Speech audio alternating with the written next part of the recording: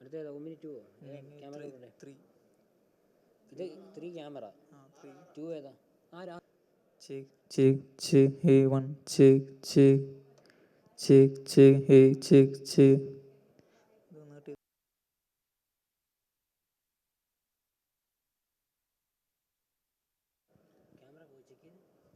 check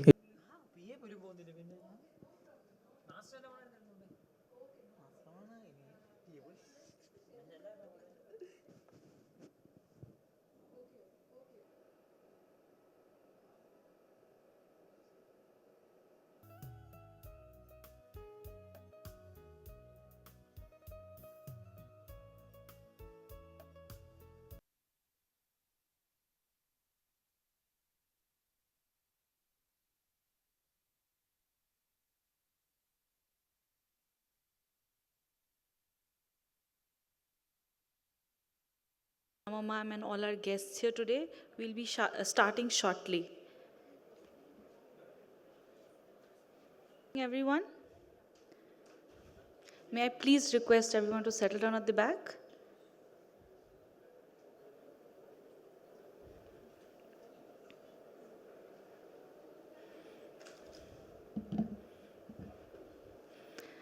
A very warm welcome. My name is Portia and I am from the Digital Empowerment Foundation team. I will be pretty much responsible today to ensure that everything is in order during the next hour and a half. Once again, a warm welcome to this event that is celebrating ethical AI solutions for social good, the Just AI Awards. Launched this year, an unprecedented initiative which has been conceptualized by the Emerging Technologies Wing of the Government of Telangana and the World Summit Awards, and institutionalized as an annual award system in partnership with the Digital Empowerment Foundation. The media partner for this event is MediaNama. We will now be playing a short film on the Just AI Awards.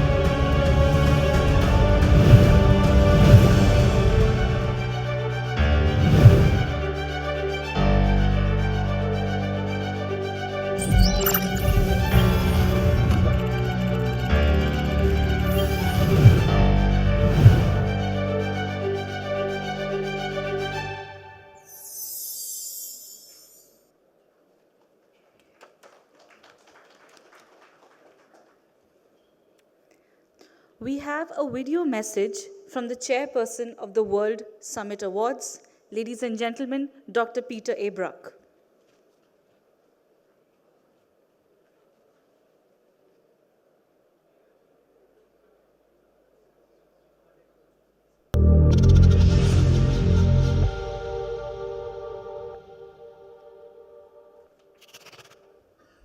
Hello, I'm Peter Bruck. I'm the chairperson of the World Summit Awards, and I send you my greetings from Europe, from Austria. I'm absolutely delighted to send my regards to you in India, in Hyderabad.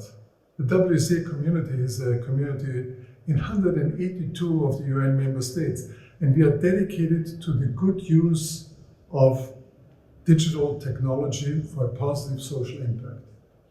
AI has been transformative, is transformative, and will be transformative in an incredibly new way. But it also needs a purpose, like all technology has needed and is needing. And your commitment to make sure that AI is purposefully targeted onto justice issues, gender justice, inequality, and also climate justice. That is something incredibly important.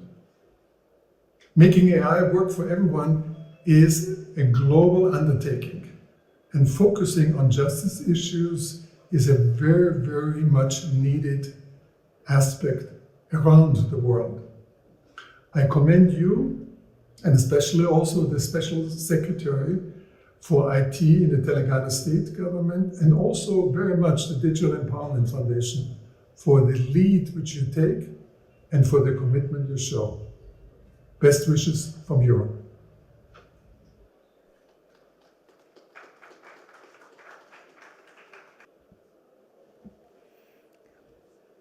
That was Dr. Peter A. Brock. Well, last few weeks have been very exciting to discover in a collective manner who are the real people in working towards AI solutions. And what better way than to team up with government institutions and civil society in determining this. In our pursuit, we figure that the real workers are very much at the ground level, making social impact through AI for humanity. And this room, ladies and gentlemen, represents that ecosystem.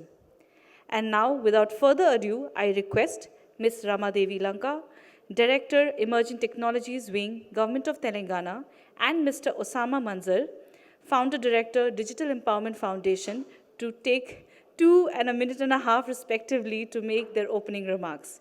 AI for all, driving inclusivity and equity.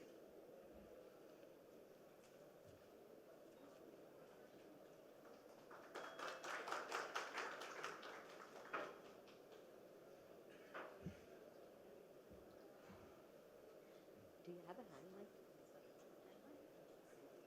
Otherwise, people will not be able to. Sure.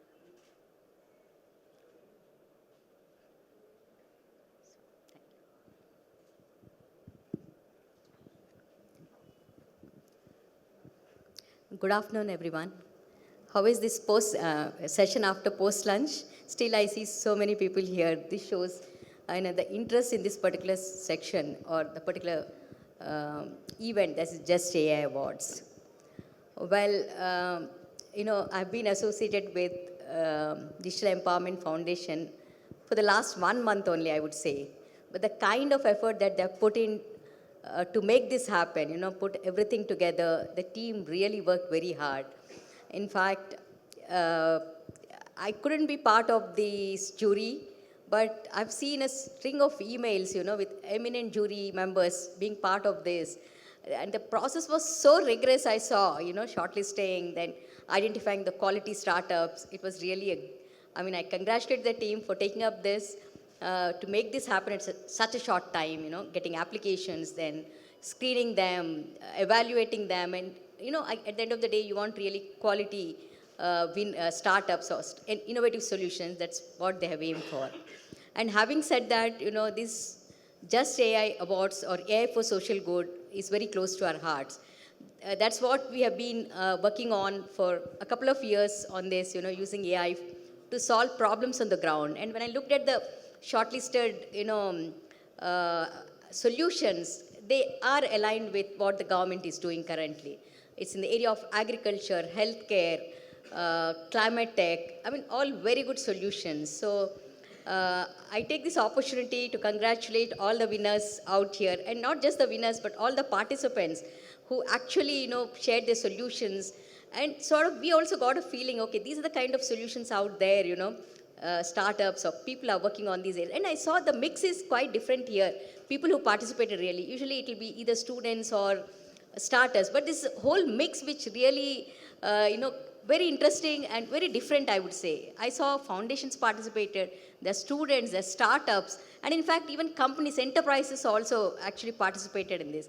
This shows the kind of, reach that the Digital Empowerment Foundation has across different sectors.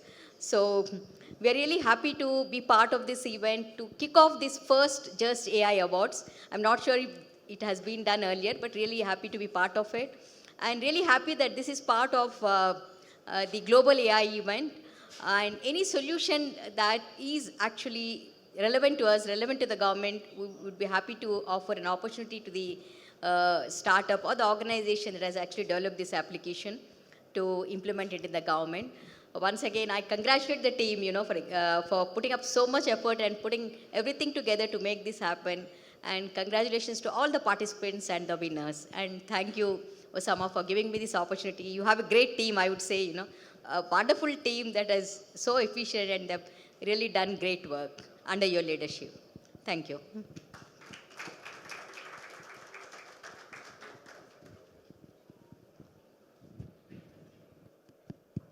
Okay, thank you very much.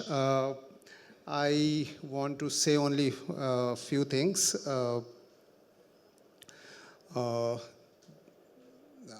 Some of my friends like Anivar and Nikhil and many people were talking that we have become old enough to know internet for the last 3 decades. And watching 3 decades, you have seen many hypes go up and go down, right from .com era, then mobile, Y2K, app world, and then now AI. So because of AI as a hype, we can see easily that it's a hype, but obviously those people who are in 20s and 30s or early 30s looks like that I will make another model, it will get another 2 million or 5 million, and then another garage, and the replication of Apples of the world and so on and so forth. What we are seeing is that another garage, another close down, another hype going down, another problem creation, another 100 company will get funding and only one will become better or whatever. So, with this thought process, what we were discussing is that, the connected world and unconnected world, we still have more poor people, we still have more unconnected people, we still have more technology deprived people, we still have technology who is not benefiting larger masses of the society. Even though it looks like that everybody has got mobile, everybody has got this.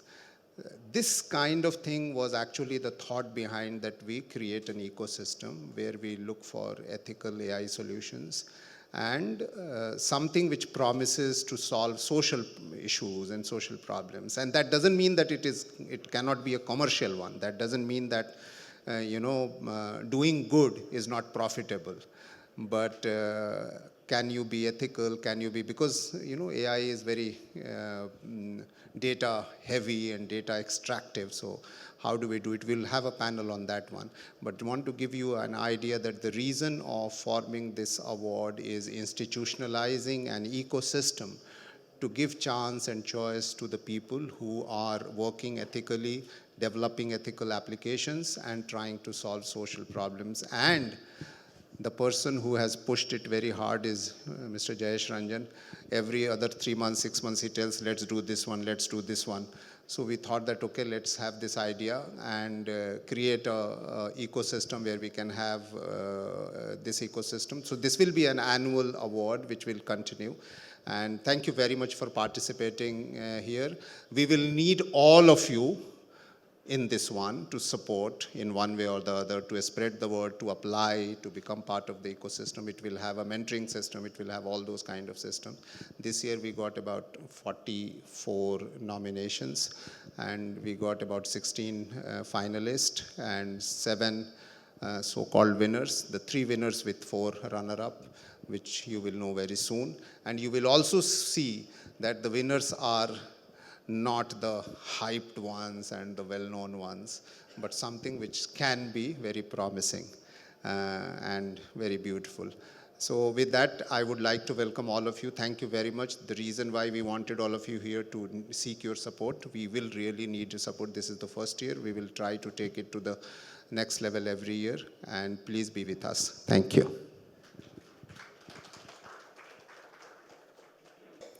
We will now have a keynote address, Curator of Just AI Awards, Mr. Jayesh Ranjan, Special Chief Secretary, Department of Information Technology, Electronics and Communication and Department of Industries and Commerce, Government of Telangana.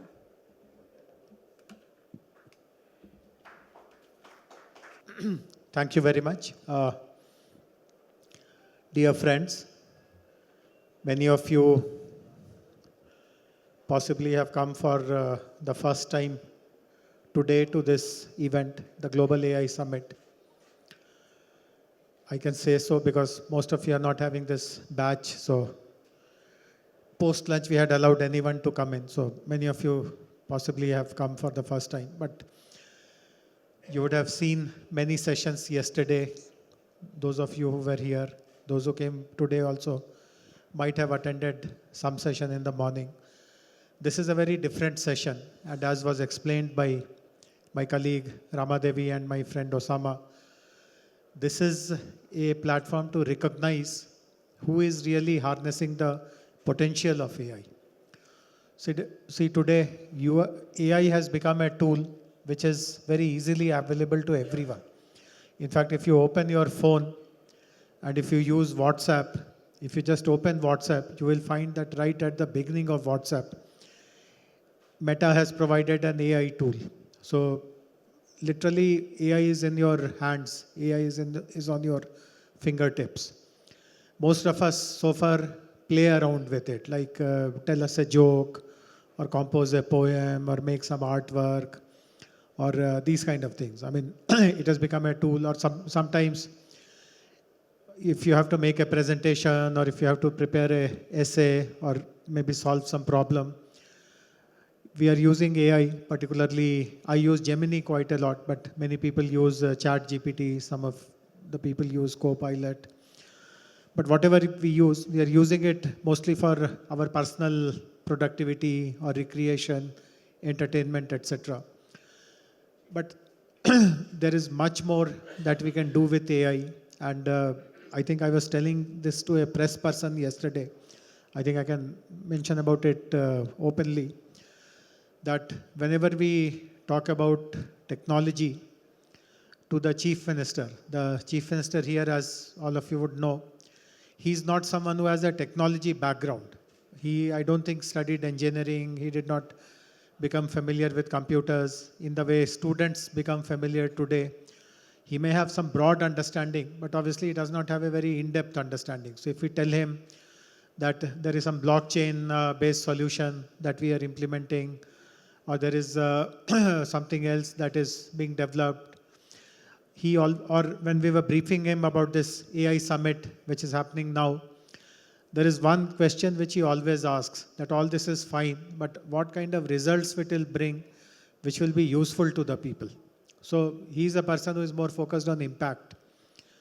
The usage of technology just to demonstrate a technology does not fascinate him. Technology may be very cool, technology may be very advanced, and there may be great features in that technology, but what kind of results it is bringing. And this particular session, this whole process of identifying solutions which are actually solving some real life problem which people face, which is creating an impact, this is something which is really, really very important. And this is also important for something else also. See, many of you know this, that today people like us who live in the cities, who have studied, who can speak English, we have an advantage in using technology or mastering technology as compared to people who live in the rural areas. Many of the people in the rural areas, language is a barrier because maybe they don't know English. Most of the apps, most of the tools are in English. Voice is changing a little bit of that, but still language remains a barrier. Many of them beyond a phone are not able to move to the next level of device because they feel that it is too difficult or too complicated. There is a mental block that I did not study much, I did not go to a college, I don't speak English. So a basic phone is the best that I can manage. So this is a reality, but at the same time, we all mention all the time that technology is a big game changer. Technology can really level the playing field. But unless the game changing happens right at the doorstep of the last person who is living in the most rural and the most remote village, how will that change happen? And how do we make such people also participate in that change? So, in fact, when I saw Dr. Peter Bruck on this video, I was reminded of something, and I thought I will discuss that particular point. So, About 2 years ago, I had met Dr. Brak here in Hyderabad. He had come about 2 years ago to conduct a program, an event at the T Hub. And I had got introduced to him. And he had told me that he's writing a book. He's compiling national case studies of how technology is being used in different countries. So can I write about India? So I took that offer and I wrote an article, a chapter in that book, which was largely based on my experiences. And later on, this book was released in an event, and many people who were there in the audience, they read my chapter and they pointed to one particular example which I had mentioned. They found that example to be very, very educative and very kind of inspirational also in some way. So I'll share what I had written in that book, that particular example. So this happened again about 4 or 5 years ago. As a department, my colleague Ramadevi leads that effort. We were working on bringing digital solutions to agriculture. As all of us know, in our state and also in many other states, the largest number of rural people depend upon agriculture. Agriculture is the biggest source to support rural livelihoods. And we had decided that we will use technology to bring out all the inefficiencies which are there in agriculture, to improve the productivity, to improve the production, to reduce the losses, etc. So as you would know, cotton is a very common crop which is grown in Telangana. And it is also a fact that cotton is affected by pests very frequently. Literally every 3rd year or 4th year, there will be a massive pest attack. And literally half the crop will be eaten away by the pests. Crop losses will happen. So there was a startup, I think it was from T-Hub, if I'm not mistaken. That startup had designed a tool, an app, which was a AI-powered tool, which had this picture recognition ability. So if you take a picture of your crop at frequent intervals, from the back end, the algorithm was such that it will precisely tell whether the crop is healthy or not. If it is not healthy, what kind of problem is coming, is any pest attacking. And if you do it in a timely way, you will get an advance warning that this pest is likely to attack your crop. And if you do this, now your crop will be saved. And we tried it out in one of the farms of the agriculture university, and we found that it was working quite well. So you will know that in India it is very common, also in Telangana, that if anything is to be introduced, we conduct a small ceremony around it. We will call the minister, and there'll be some ceremony, some ribbon cutting, some launch, some people will be gathered. So in those days, our Minister for Technology, he was from this constituency called Sirsila. So we decided that we will launch this app in Sirsila. We will go to his constituency. We'll go to some village where large number of cotton farmers are there, and then we will, in his presence, we will do this. I mean, there's nothing very special. Why do we have to do it in Sirsila? Why not in Hyderabad? Why not in HICC? But that is the norm in our country, that these kind of things have to be done in some kind of a symbolic fanfare. So we went to Sirsila. I mean, the event was to have happened maybe at 1 o'clock or 2 o'clock or whatever. I decided to go a little early just to ensure that all the arrangements are in place, people have come, and everything is in order. So when I reached there, I found something very kind of worrying. I found that the main startup guys who had created that solution, they could not come because they had some other engagement somewhere else. And they had sent one of their salesperson to that event. So the salesperson had come, he had put in his laptop, he had got the screen like behind, but he was not able to figure it out. So he was clicking this, he was clicking that, but nothing was coming on the screen. And for 5 minutes, he was trying all kinds of things, but the screen was totally blank. I mean, blank meaning there was a black screen, but nothing from the system was getting loaded there. Then I noticed something very remarkable. So the time was getting closer, so people had started gathering. Lots of villagers, farmers, they had started gathering. Many of them were seated like you are seated. And I noticed that one farmer, he would be a middle-aged kind of a person, maybe 45, 50. And by the look of him, of course, by the looks of anyone, you can't really say anything. But by the looks of that person, it was very clear that he's not someone who has a PhD or some college degree or he's very rich, he knows English. I mean, he looked like a very ordinary farmer. But he stood up from there and he started telling this person that push this button first, a drop down menu will come, then select the second one, push that, something else will come, something else will come. And this person, the sales guy, he had the wisdom to follow what he was telling. And when he followed, within seconds, the whole screen was live and he was able to show. And of course, then the minister came and he clicked the button and all that. That ceremony got over. But I was very curious that how come this person knows so much about this technology. So my guess was, today also, many people in the rural parts of Telangana, their children either study in Hyderabad or work in Hyderabad. So my guess was that maybe he has children who are either studying in some engineering college in Hyderabad or are working in maybe a TCS or Infosys or somewhere. And they might have guided him a little bit about technology. But I thought I will just check with him. So after the function got over, after the minister left, I walked up to him and then I asked him, who are your children? Where are they studying? Where are they working? So I was expecting some answer. They are in Infosys or Wipro or whatever. But he said that, no, my children are very, very small. They are in school locally. Then I asked him that, how did you learn all this technology? Then he told something very interesting. He told that while all of you came today, the minister came today, but the startup people have been coming here for the past 6-7 days just to tell us about this, just to make us familiar so that when the minister comes, we should not draw a blank face. So he told us that when they were telling all these applications and how through picture recognition, pest can be identified, poor condition of the crop can be identified. This is something so important for me. For generations, we are facing this problem. Every third year, all our income goes. We are just not able to move up in our life. We save something in 2-3 years, and in the 4th year, everything goes away. We go back to where we began. And it is happening not just in my lifetime. It used to happen with my father. It used to happen with my grandfather. And when he explained that this is the way in which this problem can be solved, I got so fascinated that I paid attention. I learned everything. And of course, when this person was not able to set it up, I guided him. And of course, I thanked him and appreciated him and I came back. But it left a very strong impact in me. This is all about what we ought to do. If you have to really bridge that digital divide, if you really want AI, the fruits of AI, to really reach the last mile, if everyone has to benefit, what we need to do is to pick the real challenges, the most pressing problems which people have been facing for generations.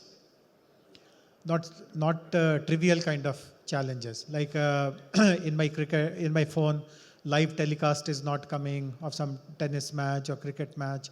Is there some VPN through which I can bypass it and watch? So not these, I mean, these may be important for some people, but these are not matters of life and death.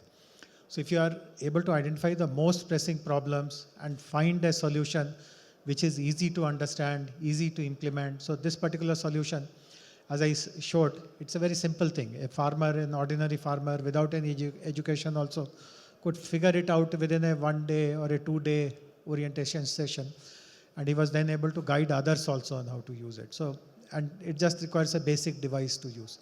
So if you make it affordable, if you make it accessible, and most importantly, if you show to them that it will solve some persisting problem, and if you show this solution happening before their eyes, the kind of buy-in that you will get will be enormous. And possibly this is the way we overcome digital divide and we make technology. The theme of this conference is making AI work for everyone. So that is something that will really happen. And that is the reason why I give so much of importance to this session. As I said, so many great speakers have come, so many great sessions have happened, but amongst the 2 days of sessions, this is something in my mind which is the most valuable, in which we are honoring and recognizing people who are bringing such solutions to light. And I was hoping that those, at least the 6 prize winners, they will demonstrate what they are doing. But I was told we have video demonstration. So I see lots of young people in the audience, lots of students, lots of entrepreneurs. So please pay attention. If they have been recognized out of the 44 which were shortlisted and who competed for this particular prize, obviously there is something special about these 6. So please pay attention. And I'm sure you are all people who themselves have this urge to do something significant, to be someone special, this could be a very important guidance for you on what you need to do next in your life. So once again, I'm very glad that so many people have come to participate in this session, and look forward to the rest of the session. Thank you very much. Thank you, sir, for your insights. Before we move on, I'm very excited to share that of the 46 applicants, there are 16 finalists and their videos will be presented shortly. And now I would request the panelists of today to please come on the dais. First, Jayesh sir. Jayesh Ranjan, Special Chief Secretary of iTech and Industries and Commerce, Government of Telangana. Followed by Rakshita Swamy, Founder and Director of Social Accountability Forum for Action and Research. Mr. Nikhil Pava, Founder and Editor of MediaNama. And Mr. Anivar Aravind, Head of Engineering, Food Hub. I would also like to call on stage our moderator, Osama Manzar, Founder Director of Digital Empowerment Foundation.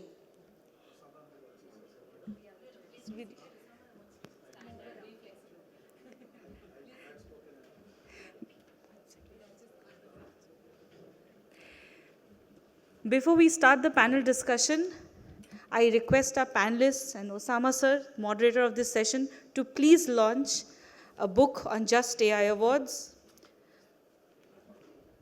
This book introduces the Just AI Awards, ethical AI solutions for social good, which recognize and celebrate pioneering innovations that adhere to ethical principles and contribute to building a just, inclusive, and accountable AI ecosystem. Along with this book, we will be launching a position paper, The Need for AI Swaraj, which is authored by Osama Manzar and Mr. Dushyant Arora. I request Dushyant sir to please come on stage.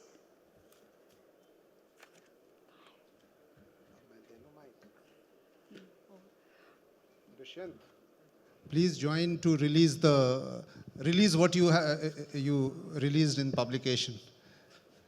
Can we all rise to just at least release the report and the book?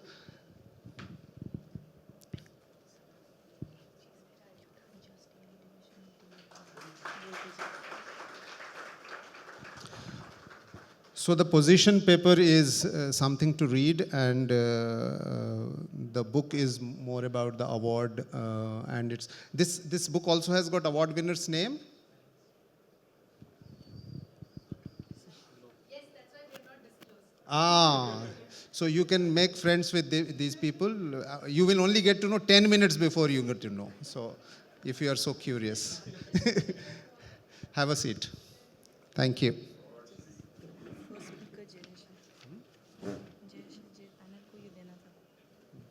So one mic for all of you, you can float. Actually, this chair was very heavy, and they chose to make me a stand rather than sit, and it was going to disturb the whole thing. You want me to sit here? You will get highly moderated then if I sit here. Okay, thank you very much. So this is only just 25 minutes to half an hour session, just to delay the giving away award, to create more curiosity and all that. So in the award system and the jury system, I think Nikhil was in that system, and Arvind was in that system, and Rakshita is our voice of heart. So she is like, she always brings the most difficult questions and all that. That's why we requested her to be here. Jayesh sir is here because हमको जो काम करना होता है उनके पास जाते हैं, बोलते हैं ये scale पे कैसे करेंगे. So he usually helps us to make it scalable. So let's try to manage this half an hour at least. I would request you to speak 2 to 3 times each one of you. So make 2 minutes, 2.5 minutes intervention, so that we can come back to different kind of aspects to cover. As you can see, the main area that we are discussing is ethical AI, and the second is AI for social good and social impact. And I would, since there is, Rakshita is holding the, general balance very strongly here to be here, I will start with her. What would you, excite us to talk or know about when we talk about ethical AI, or what are the concerns in a country like India where you know that unconnected people are bigger than even connected people, and how people are being data-fied and how impacts are taking? What are the few points that you would like us to get alarmed about and get prepared for? I think the role I have to play in this conversation has been very clearly set out for me. No, so I won't take more than 2 minutes just for the initial comment. I think before anyone sort of brackets these kinds of comments as those coming from anti-tech, almost Luddite kind of constituencies, in my next particular intervention, I will suggest what are the ways we're actually saying AI, digital tech, data can be used for serving people's actual problems. But I think that because this vocabulary is so essential and so much is about which problem is going to be solved, I really feel, this question needs to be put on who is defining the problem. And does the intervention that's actually being introduced actually solving the problem? And is that intervention something that people are opting out of choice, or is it a mandate? Because really the perspectives and the politics completely changes. So an illustration, a very beautiful illustration that Jayeshji put out was also something that if people by choice are drawn to an intervention which makes more sense for them, they will do it. But that really turns on its head when large public programs such as NREGA, Food Security Act, pensions introduce interventions on which AI technologies are built, which create large-scale exclusions, then we do have a question of accountability. So I will talk about, there is the National Mobile Monitoring System app that is introduced in NREGA, ration card deletions that are introduced through platforms like which many states now have their own state-led databases, pension exclusions, people being declared dead, whereas in fact they're alive, and that leading to denial of entitlements. These are questions for which we really need to ask of where is the accountability for those who have been left out of the system. And very often we hear that teething problems, 90% को तो मिल रहा है, 10% तो, this is of course with an infrastructure change, this is going to happen. But I also want to point out that this 10% is not a small number, it's huge numbers. Two, if the most marginalized and deprived are getting out of your system all over again, then what was the rationale of introducing that system? Because we heard the same language while systems were being introduced, that we are now going to reach the ones most outside of it. The third is it's also this idea of who is the collateral. And so many of us have come into Hyderabad, we've flown in from different places, looking at rates of failure. For NFSA, for instance, we had a 7% failure exclusion. Pension, we had 4%. Haryana databases had much more than double-digit failures. If these would actually exist in the open market, they would be driven out of business. We would not be downloading these apps because they're just not competitive. But there's a captive welfare population on which it's introduced. And if all of us, for instance, just compare, if we were taking in flights, if DigiYatra was not working for 7 out of 100 people, in 3 hours you would have people coming in saying there's a problem, the kind of halla that would be made by the class affected. It just seems that it's a collateral that's more easily acceptable if it's Narega workers, pension beneficiaries, ration card holders. So it's a question that I do want to put out, and I will come to later of so there's not always a dismal picture. There are possibilities and opportunities. Wonderful. I also, even though I have been running Digital Empowerment Foundation for about 22 to 3 years, and my daily job and my daily passion is how do we use technology for the benefit of the society and community and larger. I am personally very wary of AI because of 2-3 reasons. One is that AI is completely dependent on data. It creating data set and then training the data set to behave like human, So, so it's very extractive, and also it needs so much of data that you are almost like creating a data slavery unit to extract those data.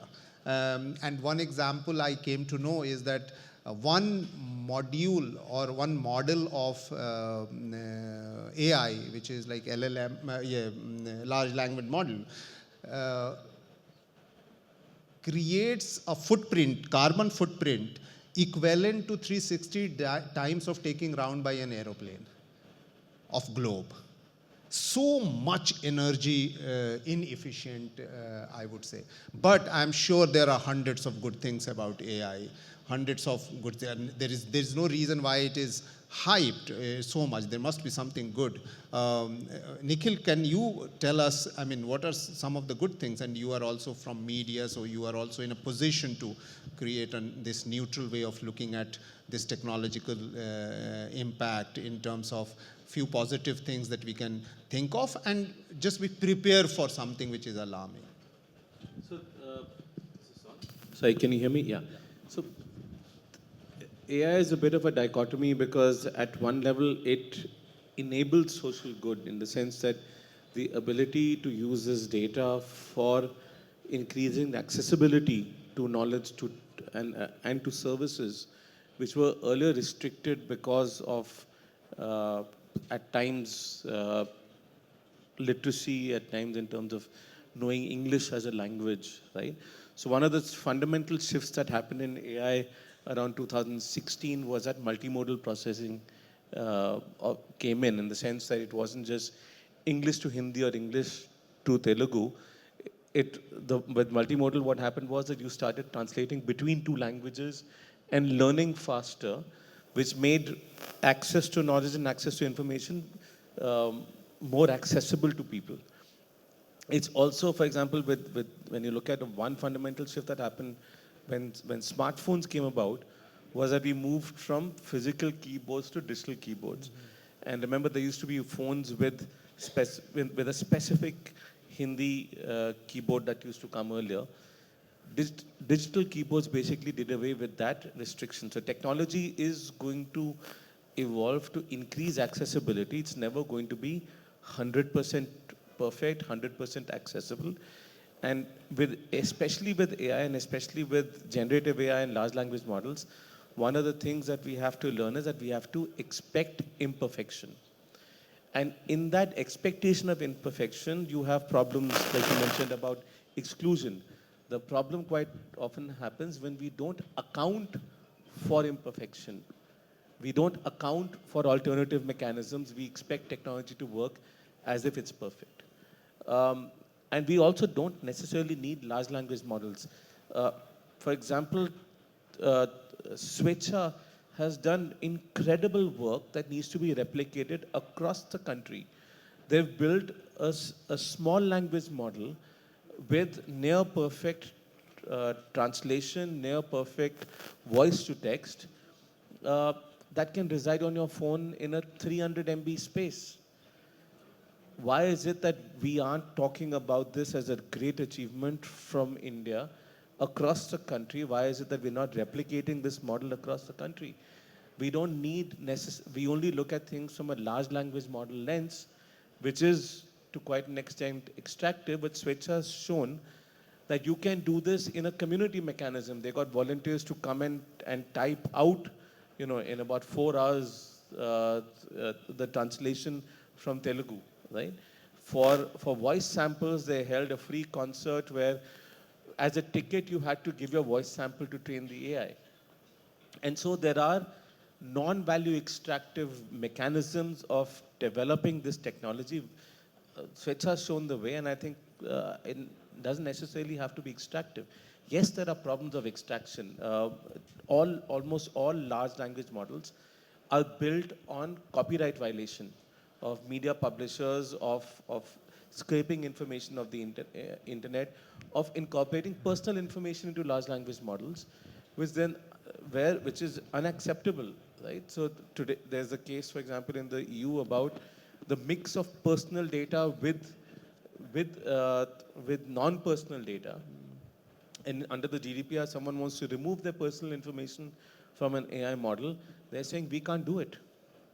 So there are issues with which how large language models are built, but that doesn't mean that you can't have privacy preserving, copyright respecting models. And I think for us, Switch has shown the way. Is Kiran here from Swecha? I think he was here I think everybody should meet him. A great application from Telangana and very, very relevant. Arvind, I wanted to ask you a quick question because you're also techie, right? I remember that you were asking all kind of questions from the nominees, which I couldn't figure out what you were talking about. You know, what kind of framework approach that we should take, especially India, to adopt AI? And if we have to, create an ecosystem of mass level of solution, which is frugal, which is economical, which is non-intrusive, which is less extractive, what kind of approach? Because AI is here now. You know, you cannot get rid of it. Now everybody is going to use it. Technology is going to be dependent on it. We all are going to be converted into data. We all will be data. But how do we actually make it more sane? So this is a little larger domain, right? So on a rough thoughts around this one is, in India, when we are talking about language models, there is two parts to it, right? One is India's culture of the normal languages. And whenever we are talking about language in any global context, that will be primarily English-heavy stuff. And then there is we have this, when we are talking about India, and languages are not it is no inclusion. It is an inclusion question, but at the same time, inclusion is not a feedback loop. So we need to build systems which is, when we are talking about masses and everything, it need to be available to all Indian language communities, everyone, in such a way that, and we also have this history, right? In countries like India, knowledge is also not primarily created in your own languages. It is also a domain in which you are primarily colonially English.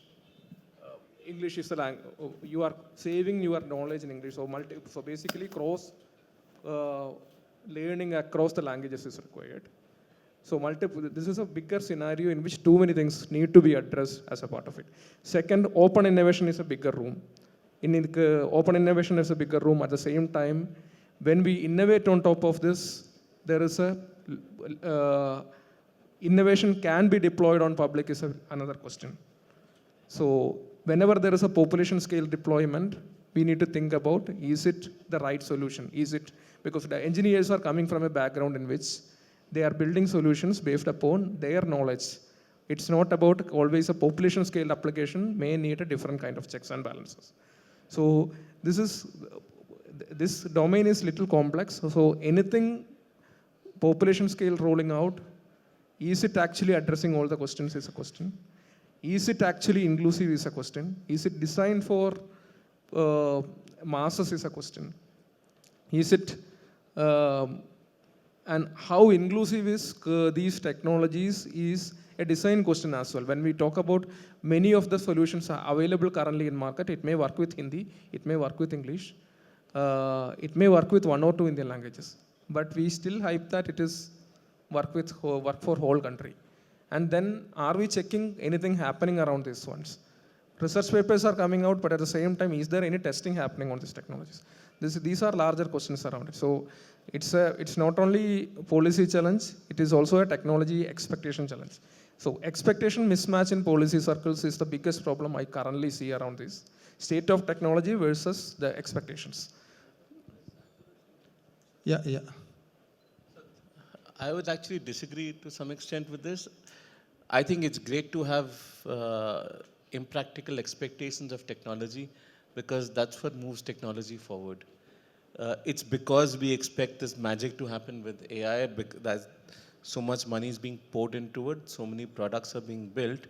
And right now the focus is purely on developing better, faster, cheaper technology, right? The same thing happened with internet access. Today, storage, for example, we now have high-speed bandwidth. We have really low-cost storage. And as a function of that, we have the internet and the kind of applications and services that we have available to us.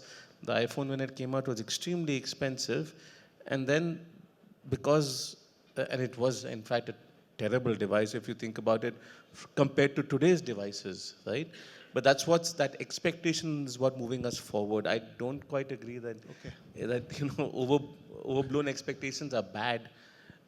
There will be a boom, there will be a bust, but I would go back to what Mr. Ranjan said when he spoke earlier. We have to start with use cases first. The technology is going to enable the use cases, but unless you understand what people need, they won't get built. But I also feel there should be room to play. There should be room to experiment, room to make completely useless applications that are fun, because that's the joy in creation that leads someone to go through a journey of building, a journey of development and building really useful applications in the future. Everything that's made, first version of everything is crap. It improves with time. Thank you. I just want to, people who support AI, please raise your hand. And people who don't? Wow. So this discussion is useless. We are ready to be datafied, I guess. Jayesh sir, I have a very simple question, is that you have a significant tribal population in Telangana. You have a significant rural area in Telangana. Telangana is also on a leadership side of technological deployment and technological adoption. How do you see that AI can help Telangana government, and what kind of effort you are making vis-a-vis that? Again, India, even like any other technology, even in AI, there is nothing original that we have developed. ChatGPT comes from somewhere else, some AI application comes somewhere else. We are again only either replicating or working on them. There is nothing called indigenous technology here. How do you react to that very quickly? No, so that's not fully true. If you were here yesterday, you would have met lots of people. For example, the founder of Sarvam AI was here, and Mr. Amitabh is here from Bhashini. There's so many interesting work which is happening in India also. No, but I'll answer your question, but I'll also pick up some of the thoughts which others have shared. So, see, from a governance or from a policy point also, my experience of so many years of being in government is that there is always a trade-off. I have yet to come across any policy which is so heavenly that, more than 100%, the benefits are bound to really make a huge difference in the lives of the people. There will always be a trade-off. You will deliver something, but there will be some sacrifices. As I said, it's a matter of deciding in which way the trade-offs are getting weighed. And of course, who decides also, as Rakshita has pointed out, in whose hands is the choice being given is also very important. But so it is also an evolving subject. The last word on AI has not yet been said. And in the beginning itself, when you mentioned, you have seen so many kind of tech fads which have come and which have gone. Some have lost their life completely. But the initial results, particularly in certain areas, are indeed very, very promising. So for example, there are AI-related solutions for healthcare, which if they are universalized, can benefit the humanity without any discrimination. For example, people who suffer from Parkinson's, Alzheimer's, or let us say even basic disease like tuberculosis. And we know that the burden of a disease of a kind like the tuberculosis is more on the poor. It's the poor people who suffer more from tuberculosis, etc. There are better ways so the human error which we make in diagnosing or prescribing medicines or understanding the way the whole body will react to that treatment protocol. All that gets eliminated. And there is reasonably good evidence now that at least in these areas, but if you use, as Rakshita said, for deciding whom will you give your ration to or whom will you give your pension to, etc., then there is a kind of a element of risk. There is a risk, as everyone knows, we can make what are called type 2 errors, that we exclude someone who is otherwise eligible. Of course, type 1 errors can be minimized, like you don't include someone who is clearly ineligible, but you can exclude someone who possibly could have been eligible. So it's always a matter of weighing those trade-offs, understanding what really will give a kind of a larger benefit from a public standpoint. But from the tribal community, rural community, as I told you, so I'll give you a real example of Telangana. When we started working on these agriculture interventions, we made a very conscious decision. See, typically when we talk about agriculture in any context, there is a very naive kind of a belief that farmers are a homogeneous category, like every farmer is the same. But the reality is very different. There are small farmers, there are marginal farmers, there are many farmers who are just doing subsistence cropping. So their challenges are very, very unique. So in Telangana, when we started looking at technology, we were very clear that the challenges of small farmers have to be seen from a very different lens. And the large farmers, the big farmers, they also do face productivity gaps, etc. But they require a different way of solving those kind of problems. The solutions which are designed for small farmers need their buy-in right from day one. As was also hinted at, I mean, if you try to ram something down their throats, that here is a solution I've created in Google's office or Microsoft's office, I'm trying to ram it down your throat, that will never work. But if it is a process which is more bottoms up, you first of all understand by asking them only in a very immersive kind of way, what are the pain points they face. And if they tell that this is something which generationally they have not been able to figure out, and if you show a solution. So health, agriculture, and so many other areas where the basic quality of life is, there's a big difference between cities and countryside. These things can potentially do a lot good. Thank you. Rakshita, you talked about exclusion, which is certainly the biggest issue is about technology. But technology talks about always inclusion. They talk, we want to include you. They talk about efficiency. They talk about quality of everything. They talk about minimizing corruption and all that. But the social workers and the activists, they see that how many people didn't get pension, how many people didn't get ration, how many people didn't get their attendance recorded, how many people didn't get counted, and so on and so forth. And this problem looks like that is never ending because we are not making the basic infrastructure pervasively available to the people and making it mandatory for people. That's what I'm seeing the approach. And if AI is coming, it is going to become more, because then in the name of efficiency, you are going to push more and more. What do we do, I mean, for this one? Because it's not a small population. We have about 400 million or 500 million BPL, government itself claiming that they are distributing ration to 800 million people.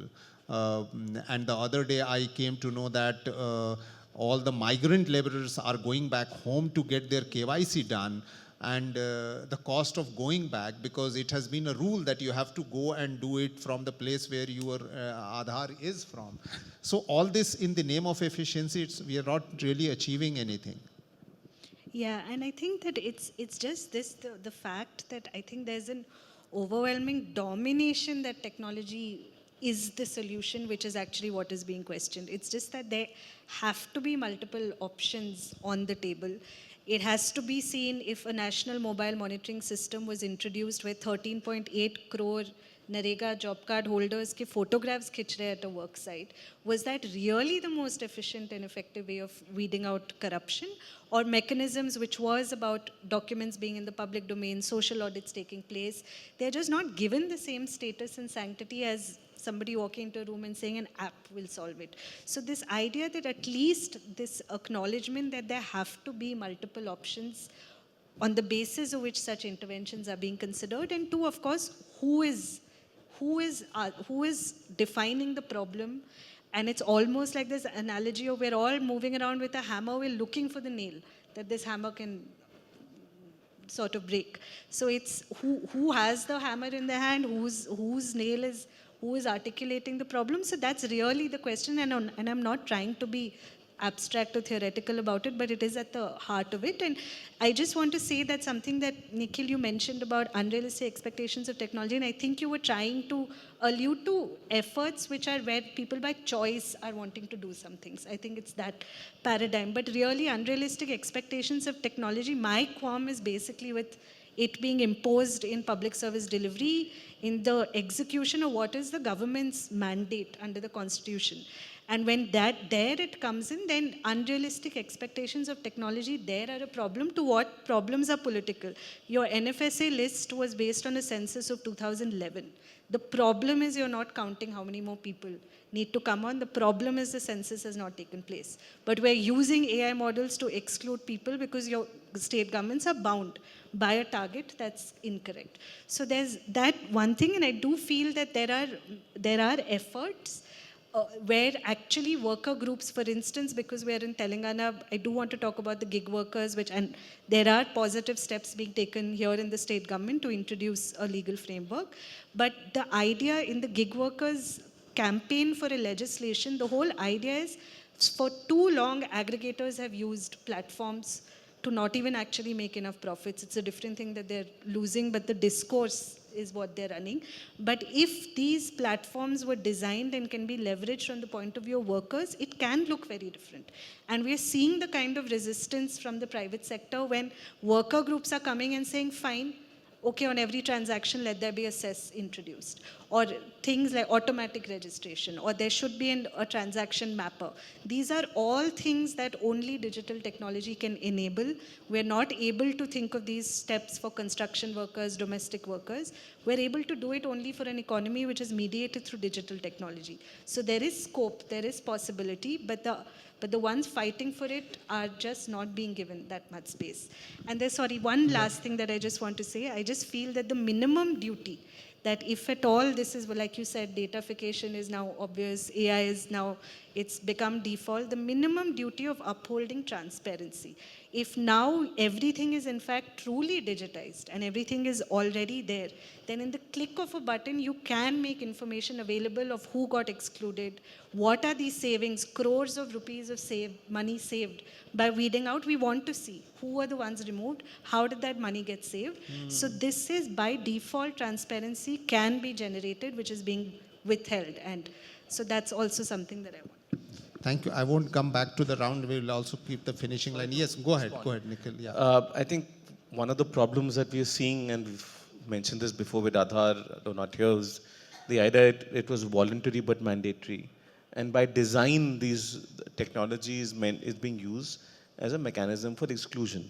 The other thing that I wanted to highlight was related to AI, is that it's also fast becoming, and it's already been for a while, a system of surveillance, which our Data Protection Act has actually enabled. So publicly available personal data under India's Data Protection Act is exempt from the provisions of the Act, which means that if you have your photo up on social media, there are surveillance technologies, there are surveillance companies that can take your photograph and they will not then be use liable. it to train, right? So Clearview AI lost this case in the US because it was taking social media, photographs from social media to train its surveillance mechanism. In India, it is legal now to do this.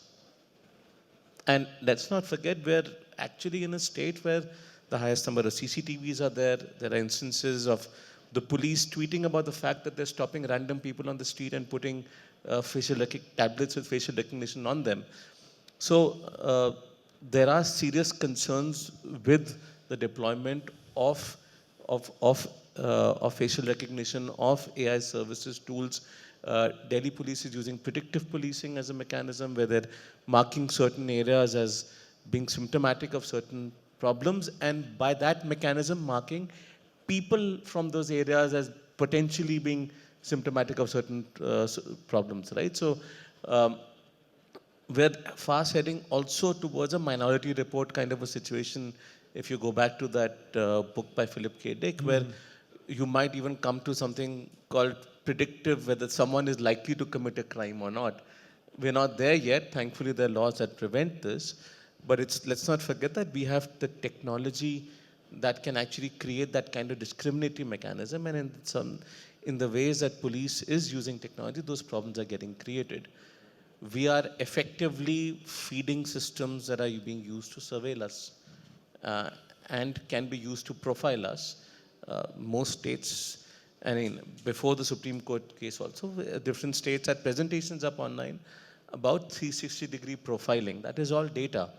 Now, predictions and identification and all of that's becoming easy. Digi has been rolled out in a mechanism that is, again, voluntary but mandatory in the sense that there were people standing there taking photographs without consent.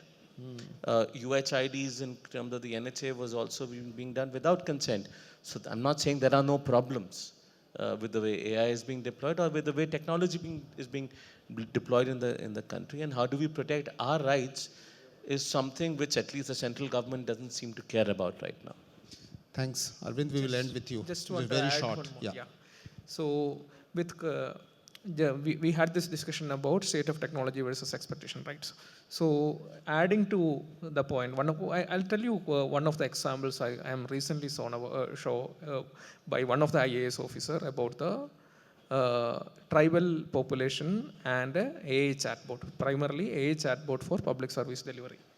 So this scenario was in a different state. So the expectation by the officer is officials does not know much about the policies. So the smartphone using youth from the tribal youth can use the chatbot to get to know about the government schemes.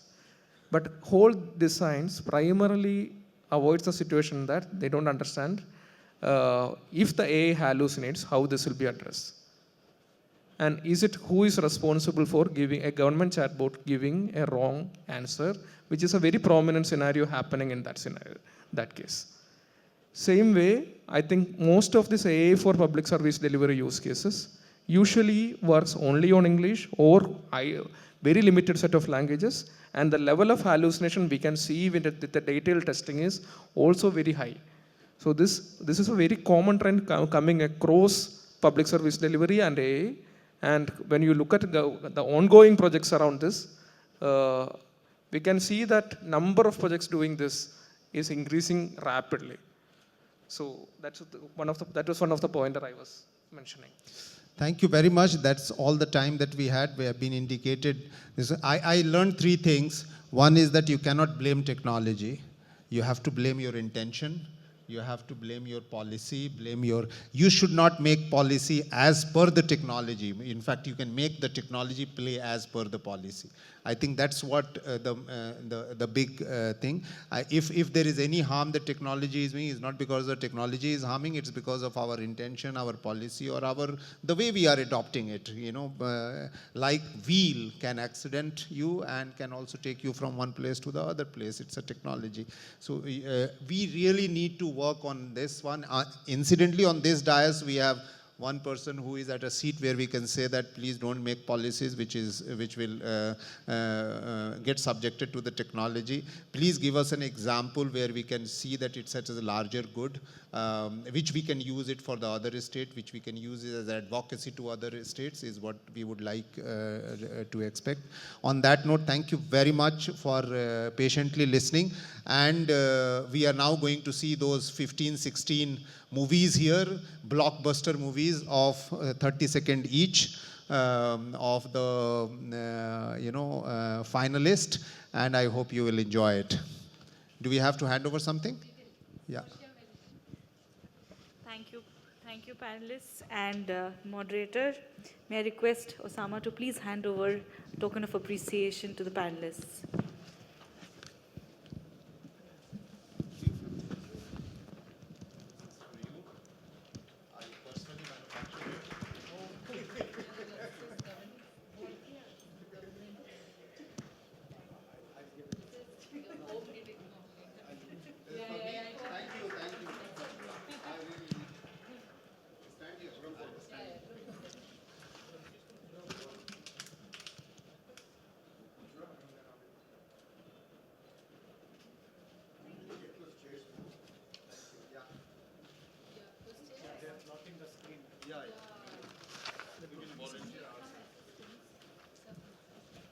for being such a good team. Coming to the more exciting and much awaited award ceremony, amidst an unprecedented infusion of emerging and disruptive technologies, the Just AI Awards aimed to recognize innovative projects, initiatives, and solutions that approach technology as a social good and address complex and critical questions around it. After a rigorous process of several application submissions and scrutiny, and let me take this opportunity to thank our grand jury. Before that, I'll introduce them. Ms. Rama Devi, Ms. Urvashi Aneja, Ms. Aditi Namdeo, Mr. Dushyant Arora, Mr. Nikhil Pawa, and along with that, we had some technical experts, Mr. Anivar Aravind, Siddharth Manampati, and Ms. Pia Bahadur. This was our grand jury who have done a brilliant job in assessing these 16 finalist AI organization, rather all 46 applications and reaching to these 16 finalists. We are now going to display brief videos of these 16 finalists explaining their AI solutions.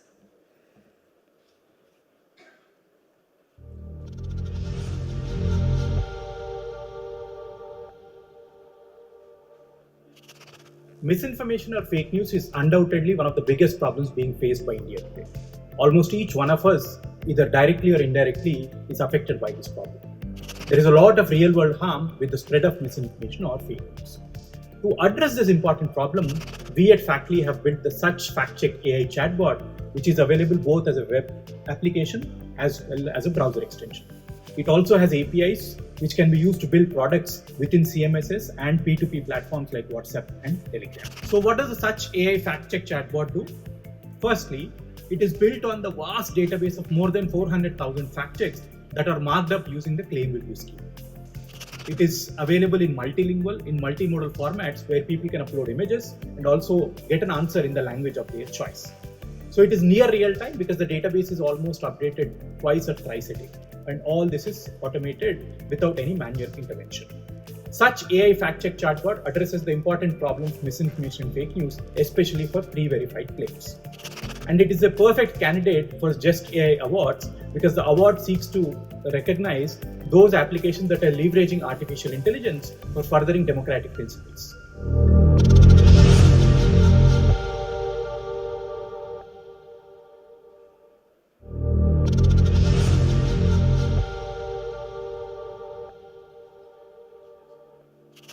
Hello, I'm Akanksha from FiveFarm, and today I would like to share how our AI-driven solution is contributing to agriculture under the AI for Social Good initiative. So, as we all know that India's agriculture faces significant challenges like low productivity, often due to limited access to modern tools and scientific methods. At our FiveFarm, our goal is to make precision farming a standard practice. We use AI to connect farmers with their fields, enabling data-driven decisions that help improve yields and also conserve resources like water and soil fertility. Our AI bridges the gap between advice and actions, making scientific farming accessible and removing the guesswork completely. So at FiveFarm, it's not just about the technology, it's about improving life, enhancing livelihoods and securing food systems in the face of climate change, of course. This is why FiveFarm should be recognized for AI for good, because we are committed to growing more than just crops, we are growing futures. Thank you.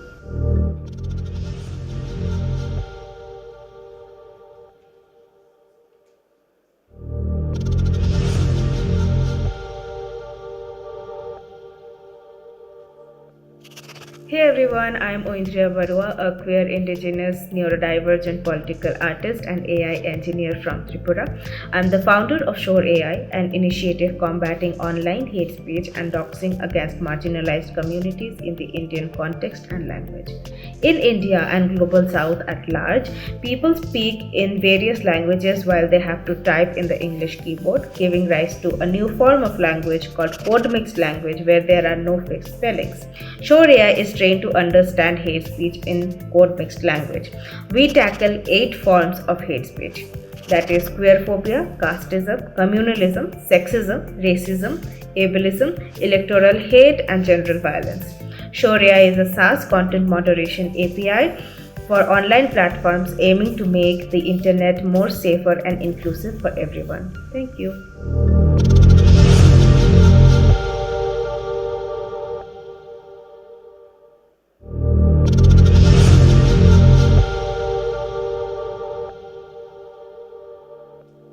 Good afternoon. It's great to be here to be speaking about AI for social good, which is the topic of the most talked about topic today. We at Vashini are actually committed to this cause. We are using AI technologies to develop language models. These language models are basically translation models which recognize speech, allow computer to speak out text in your own language and do the machine translation between one language to other. We also do optical character recognition, which allows the printed text to be part of the overall digital content on internet as well as otherwise. The benefit of that has been that in India, we are able to connect to the last mile. The people who are, where language was barrier is now going away. Number two is that since we are using speech as a medium or voice first as a strategy, we are also ensuring that the people who are on the other side of the digital divide or on the other side of the literacy divide are brought to the mainstream. Because now computer is able to understand them and also speak to them, and we can get their actions done.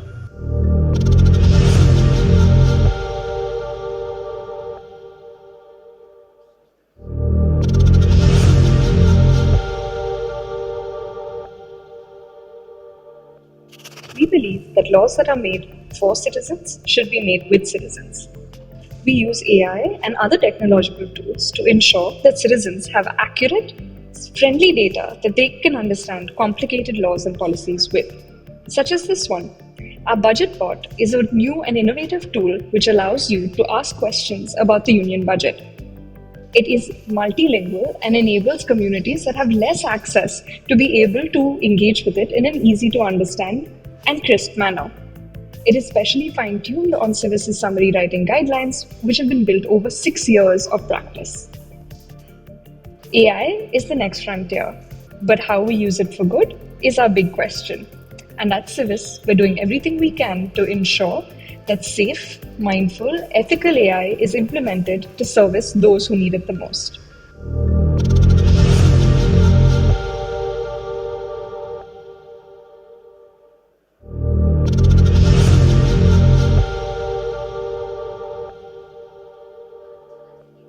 Hello, my name is Abhinava and I'm the co-founder and CEO of Plexus India Foundation. We are a transgender and queer-led livelihood-focused organization with a vision of eradicating poverty within India's transgender and the larger LGBTQ+ population through developing data-driven and evidence-based livelihood solutions. Aligned with the principles of the digital public good model and backed by ISDM, we have been working on creating an open, accessible, transparent and AI-enabled dataset where 3 different kinds of data are being stored. For transgender and LGBTQ demographic data, livelihood mapping study and survey are being deployed, through which information related to our demographic details and various aspects of our livelihood framework are being gathered. For 2 other types of data, that is the resources in terms of livelihood opportunities, employment opportunities, skill training courses and enabling services, as well as government schemes and policies, resource mapping methodology are being used. In this pilot solution, we are integrating advanced data visualization and resource ranking techniques to help users, that is us, identify various resources as well as to enable various other stakeholders such as policymakers, lawmakers, community-based organizations, other NGOs, CSR bodies, corporates, researchers, etc. to design inclusive programs.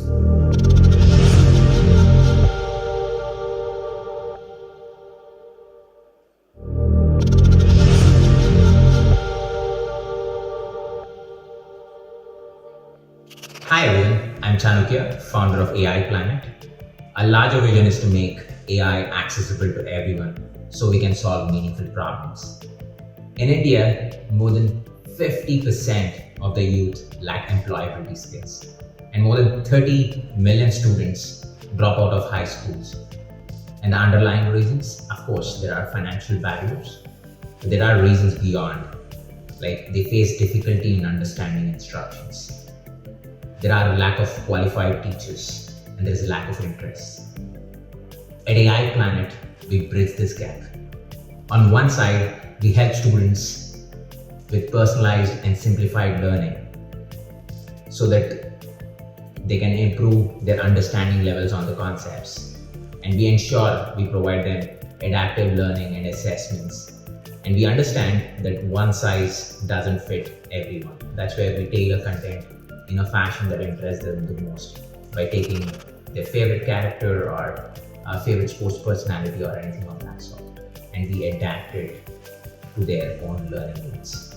And on the other side, we empower teachers by providing various automation tools, like be it generating their lesson plans, assessments, evaluation of assessments, and all these things. We help them to automate their administrative tasks so that they can free up their time and focus on what really matters the most, that is shaping the future generations.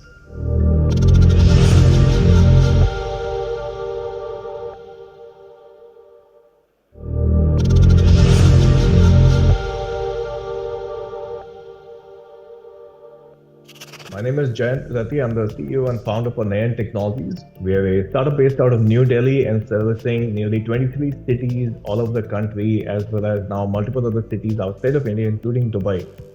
We are heavily patented tech. We have nearly 70 patents across the globe on our unique USP, which is focused on crowdsourcing and a lot of analytics using computer vision.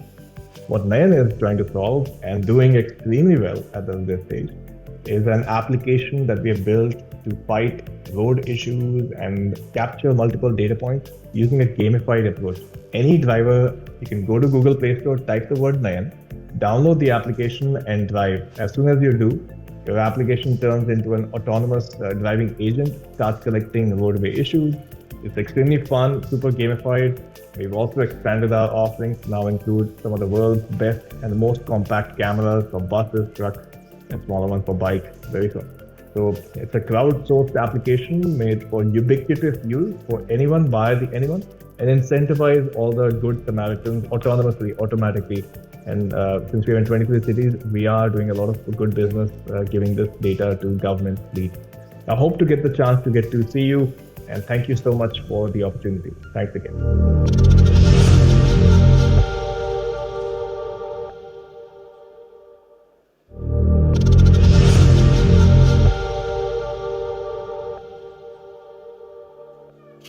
If we teach today's children like we did yesterday, we rob them of their tomorrow. This statement was made in 1920, but it's very relevant even today. Teachers, they know what to teach, but many find it difficult when it comes to how to teach. Because in a normal classroom setup of 30 to 40 students with different learning needs and the learning requirements, the readiness for a teacher to address the individual child's learning needs is the biggest challenge. Shiksha Co-Pilot is one such platform which acts as a teacher companion, allowing the teacher to create their own lesson plans or customize the available lesson plans to suit the classroom's learning needs.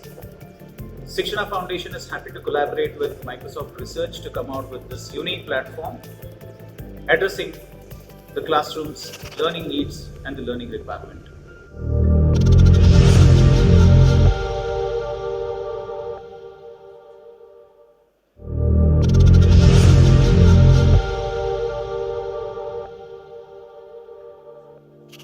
Hello, I'm Venkat. I'm thrilled to present our AI-driven waste management solutions project.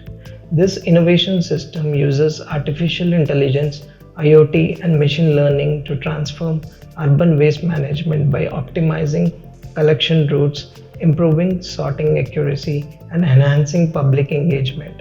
Our solution reduces operational cost and carbon emissions while boosting recycling rates and increasing public awareness through user-friendly app and smart kiosks. By addressing inefficiencies and promoting sustainability, our project aligns perfectly with AI for social good, demonstrating how technology can create a cleaner and more efficient environment for all.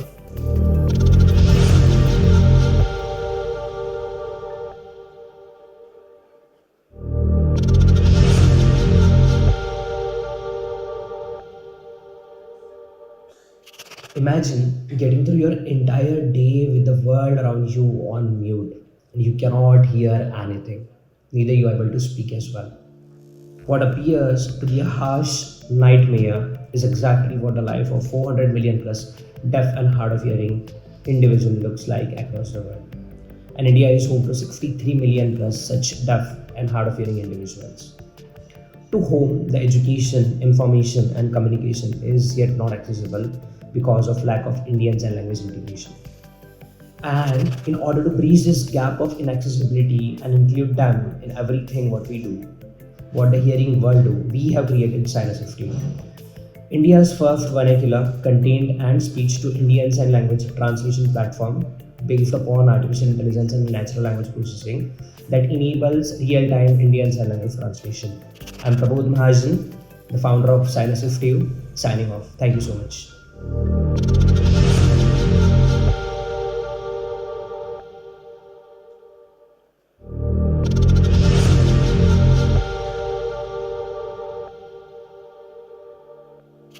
India is urbanizing rapidly and there are millions of people rushing back and forth between the rural and the urban, their entire lives without any assured gains. At MIT, I quantified the value losses in people going back and forth and how information could reduce these losses. So we created Bandhu, a tech platform that connects blue-collar workers to urban jobs and affordable rental housing. A migrant can simply send a voice note and get access to housing.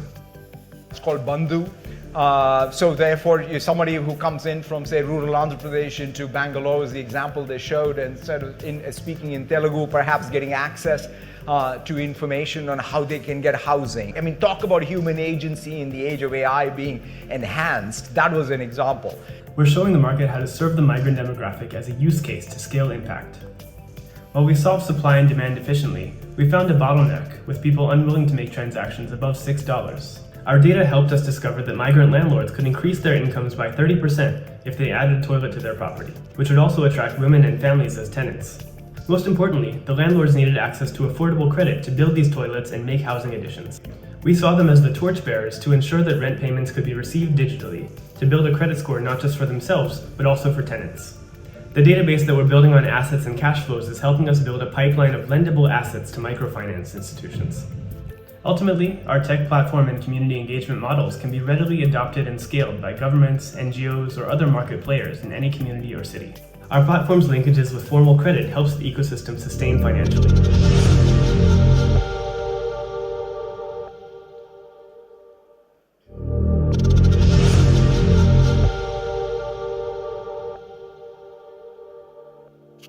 I'm Sairam Pedigari, CEO of Sita Health Services Private Limited, and I'm honored to be here today to talk about our involvement with the Just AI Awards. At Sita, we firmly believe that technology, when used responsibly and ethically, can be a powerful tool for social good. Through our Vocalizes bot, we have developed a voice analysis tool that can detect early signs of mental health issues, allowing for timely intervention and support. By participating in this initiative, we hope to not only showcase our own work, but also learn from and be inspired, be the incredible with the incredible projects and solutions being developed by innovators across India. It's only through collaboration, knowledge sharing, and a deep commitment to ethical practices that we can truly harness the transformation power of AI to create more just, equitable, and inclusive society.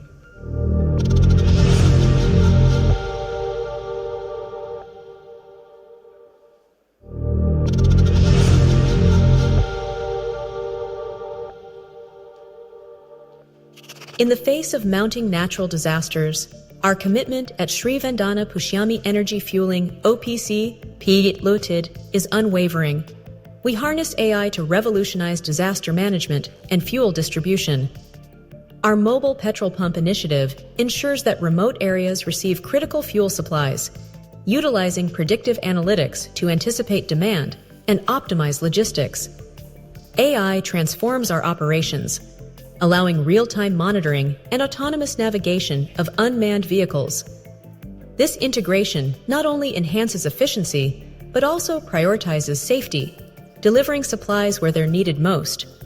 By leveraging cutting-edge technology, we're not just responding to crises, we're fostering resilience and empowering communities for a sustainable future.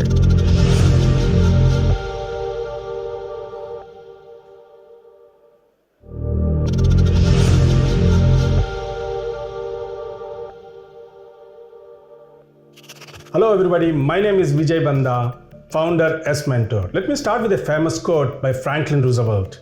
We cannot always build a future for our youth, but we can build our youth for the future. This quote is very apt today with AI changing future of work and future job and skill requirements. While academia and students are still focused on old way of doing things in terms of marks and degrees, the industry is demanding something new to address this very gap. As a part of AI for Good initiative, we launched smentor.ai, which is a portal where students can come in and educate themselves about these industry changes, stay engaged with our chatbots and mentors and group mentoring, and then enable themselves to various trainings and certifications guided by our industry mentors. We're hoping this initiative reaches to rural India and impact about 1 million youth in the next coming 3 to 5 years. Thank you very much Just AI for Awards for giving us this opportunity. Jai Hind.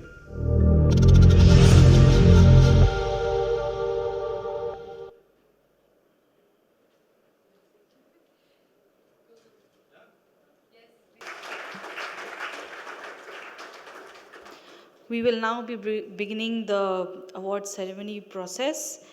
And first up, so let me just explain the division. There are 16 finalists. We have 9 second runners-up, 4 best practices, and 3 winners. So for the runners-up, I would request Osama to please come and give away the awards.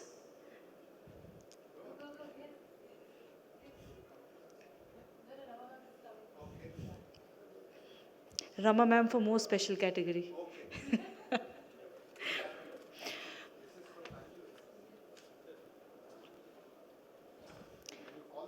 Yes. The second runners-up. First up, we have AI-driven waste management. Please put a round of applause for them.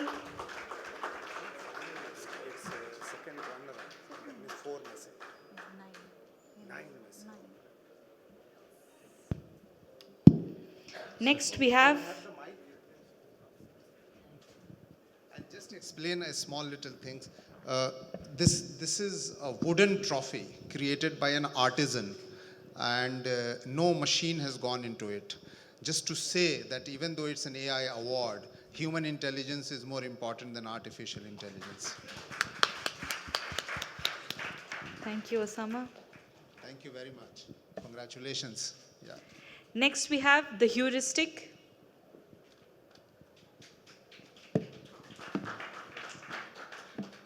Can we have a representation from the heuristic? Okay.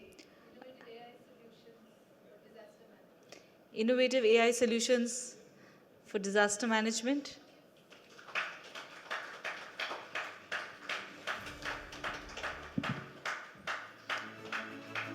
The names I'm calling out are the name of the AI solution, not the name of the organization.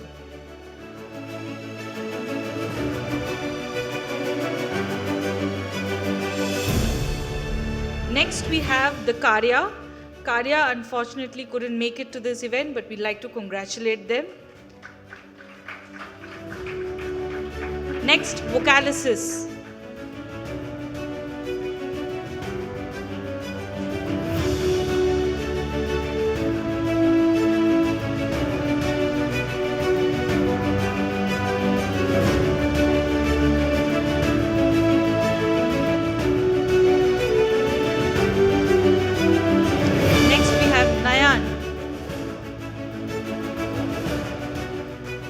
AI Solution Nayan.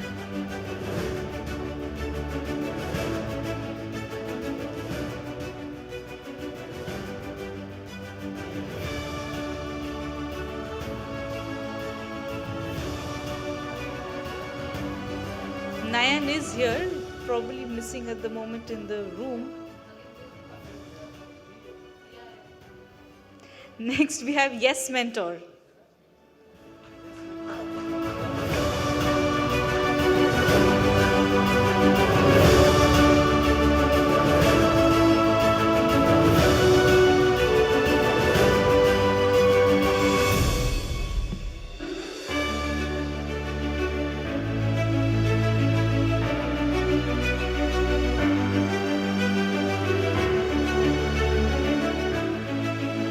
Can we have Shiksha co-pilot on stage, please?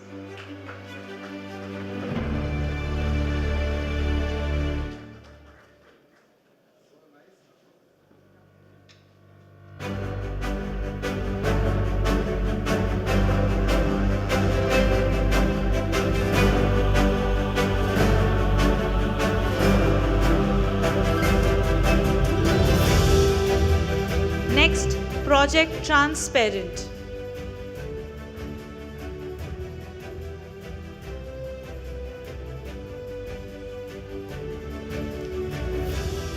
Please welcome Project Transparent.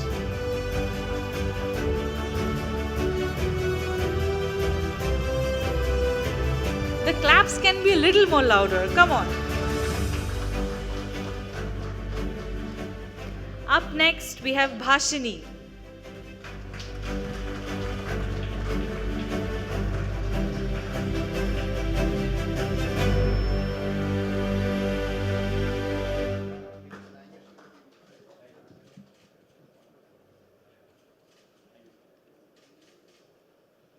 These were our 9 runners-up. For the last time, I'm asking, is the representative from Nayan in this room? Okay. Thank you, Osama. Moving on to the runners-up category, the 4 best practices AI solution. For this, I would like to call on stage Mr. Amitabh Nag, Digital India Bhashini Division.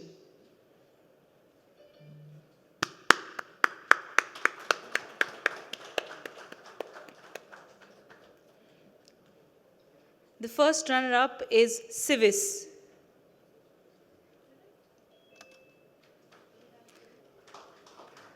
I don't think we have a representation from Civis today.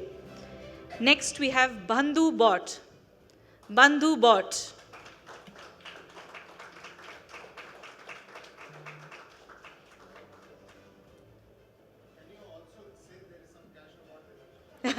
No, Bandhu Bot, I think, was, the CEO is unwell. He couldn't make it today.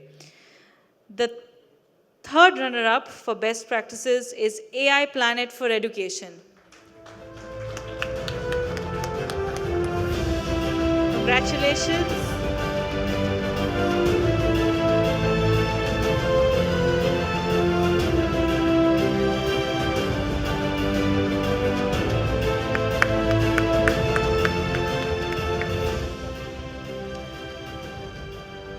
Runner-up for best practices, FarmGpt.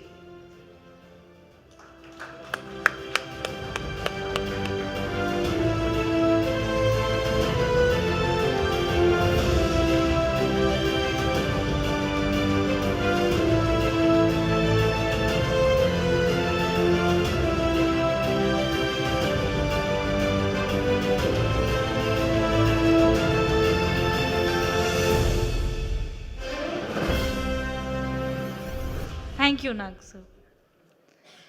And now for the winner categories, we have 3 awardees. May I please request Rama ma'am and Ravi sir, Commissioner Electronic Service and Delivery, to please come on stage.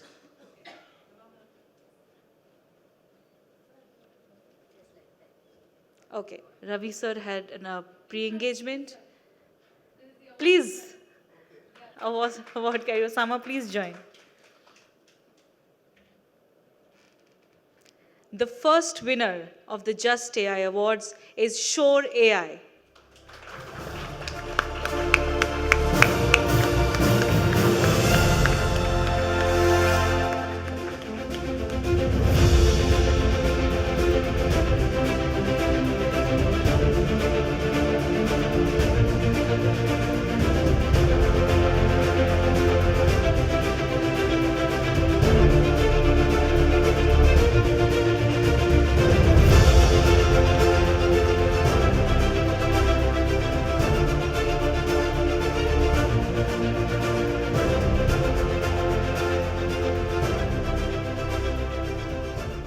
Our second winner this evening is SACH AI Chatbot.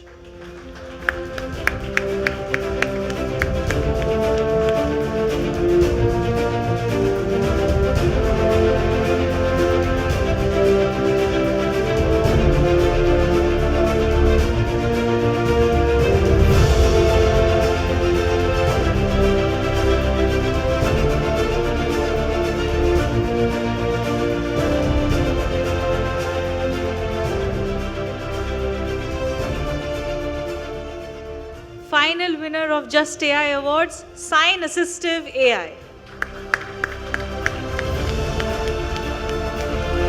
Many congratulations to all the three winners.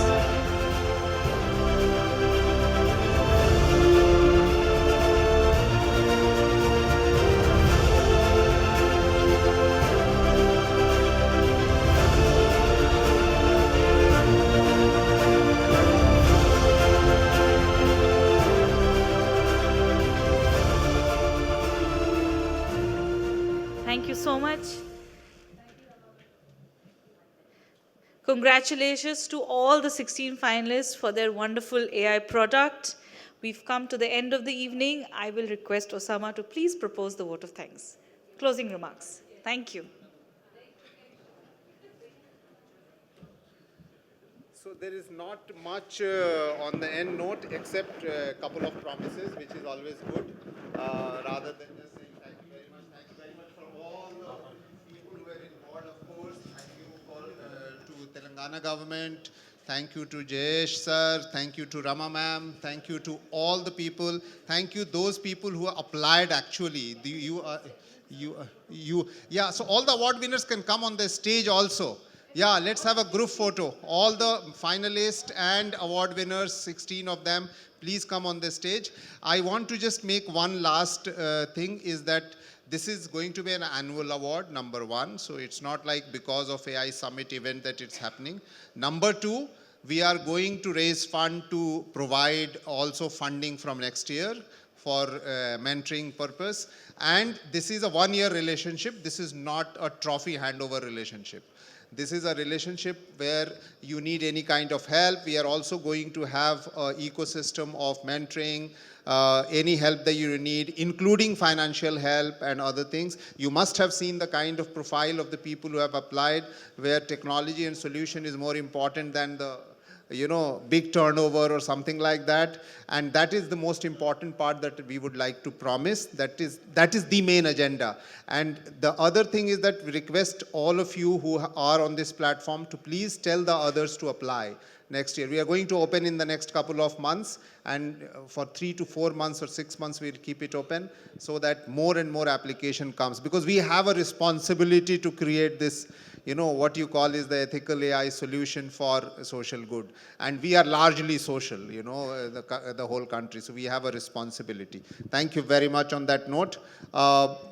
Everybody can pick up the book from here, the award book, which has got everybody profiled. And one last photo, group photo, if you can do, because we will not get this chance again and again.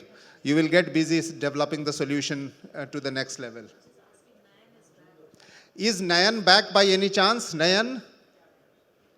No. Okay, let's have a photo here. Finalists. Finalists are writing check to their employees, I guess. And jurors. And our author of the... Okay, good. So we can be on our own. Amitabh, thank you very much for coming and giving encouragement. Very well.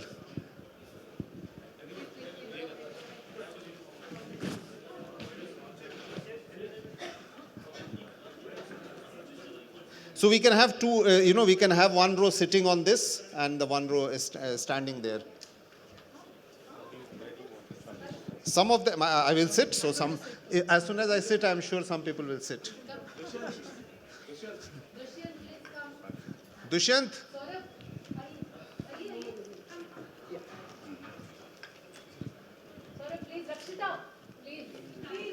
आ जाओ नहीं हम यहाँ से ताली बजा लेंगे या we can.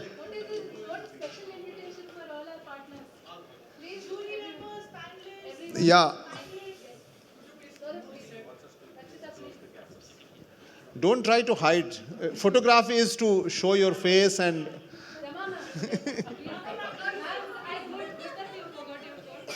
Oh, she's here. Okay.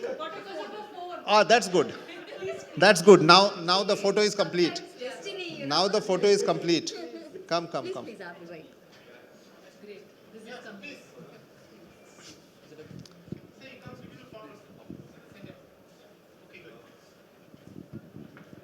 The photographers do not have AI technology to replace your photo. So please show your face.